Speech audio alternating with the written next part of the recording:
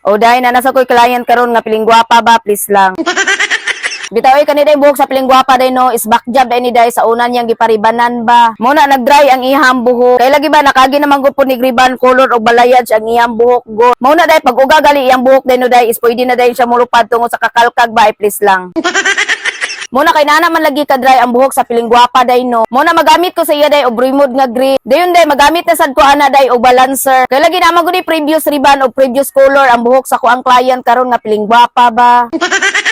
Muna pag hairdresser gali mo day no, ayaw mo kalimot og gamit day og balancer. Kay lagi karon mga panahon na day no, halos sa ang buhok sa mga piling gwapa day ba is damage na. Muna para dili na mo samot og ka-damage ang ilang buhok day no day or masunog sa inyong kamot day no, paggamit yun mo og balancer. O kana po nga balancer day no sa Simico day no day kay buy one take one na siya day no og barato rasad. Muna ayaw mo kadlok og ribbon day no day og naay mga color or damage siya gali ang buhok sa inyong client basta gamit ang jud mo og balancer oy. Anyway day balik data sa akong client na piling gwapa oy.